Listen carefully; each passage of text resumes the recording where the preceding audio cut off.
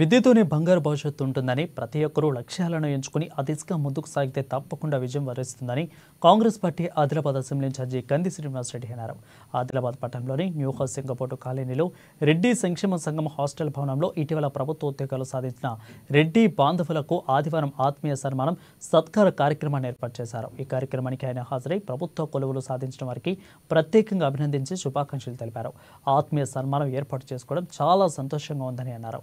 ఇలాగే మంచి స్థాయికి ఎదగాలని, ఉన్నత శిఖరాలను అధిరోహించి ఆదర్శంగా నిలవాలని కంది శ్రీనివాసరెడ్డి ఆకాంక్షించారు. అన్ని రంగాల్లో ముందు వరుసలో ఉండాలని అన్నారు. గతంలో రెడ్డిలకు 100 ఎకరాల భూములు ఉండేవని, కానీ కాలక్రమేణా పరిస్థితులు మారాయని అన్నారు. అందువల్ల చదువుతోనే తమ ఉజ్వల భవిష్యత్తుకు పునాదులు వేసుకోవాలని అన్నారు. వ్యాపార రంగంలో రాణించి మరింత మందికి ఉపాధి అవకాశాలు కల్పించాలని అన్నారు. రెడ్డి అంటే కులం కాదని ఒక బ్రాండ్ అని అన్నారు. ఊళ్ళలో అందరినీ కలుపుకోపోయే ఒక పెద్ద దిక్కు రెడ్డి అన్నారు. ఆ రెడ్డి అనే పదానికి వన్నె తెచ్చే విధంగా అందరూ ఎదగాలని కంది శ్రీనివాసరెడ్డి ఆకాంక్షించారు. ఎంతో కృషి చేయడం జరిగింది. దీనిలో అన్ని చాలా కష్టపడడం జరిగింది.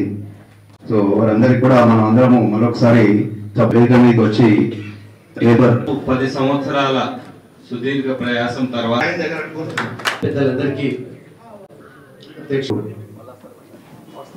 కృషి కసి ఉంటేనే ఏదైనా సాధించ పేరు పేరున నమస్కారాలు తెలియజేస్తా ఉన్నా. నా సొంత నిధులు దాదాపు 5 లక్షల రూపాయలు ఈ భవనానికి సమకూర్చడం జరిగింది. ప్రభుత్వం తరఫున, కాంగ్రెస్ ప్రభుత్వం తరఫున ఏ సహాయం చేయాలో ఈ భవనానికి నాకు తోచినంతగా, వీలున్నంతగా తప్పకుండా భవనానికి సాయం అని చెప్పండి.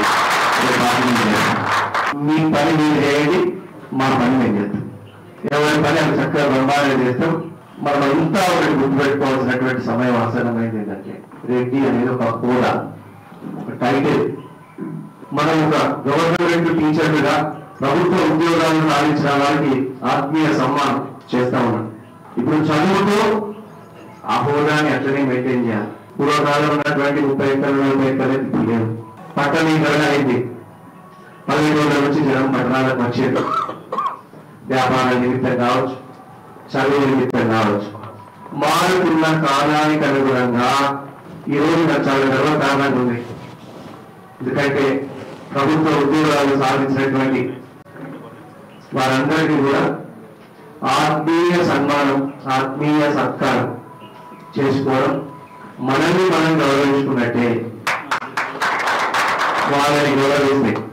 ఇంకొకటి దేవాలయం గారు మాట్లాడినట్టు ఒక స్ఫూర్తిని నింపుదాం అనుకుంటే ప్రతి ఒక్కరు చెప్తారు, ఐ కంగ్రాట్స్ కంగ్రాట్స్ కంగ్రాట్స్. అవి ముఖ్యమే, కానీ దాని వెనుకున్నటువంటి కష్టము ఛానల్కి చెప్పండి.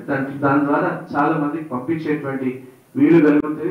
మీ ద్వారా ఒక 10 మందో 20 మందో ఇంకా వేరే విద్యార్థులు ఎవరైనా చదువుకునే వాళ్ళు కనుక స్ఫూర్తి పొందితే మీ జీవితం ధన్యం. నేను ఎప్పుడు కూడా నా బాధలు కష్టాలు మా తండ్రి గారు పడ్డ ఎందుకు చెప్తా అంటే, ఏమి వనరులు లేని నేనే సాధించిన అన్ని వనరుల్లో కొంతమంది ఇంకా ఈజీగా సాధించవచ్చని మీలో స్ఫూర్తి నింపడమే నా పని. పేరు పేరున నమస్కారాలు తెలియజేస్తా ఉన్నా. నా సొంత నిధులు దాదాపు 5 లక్షల రూపాయలు ఈ భవనానికి సమకూర్చడం జరిగింది.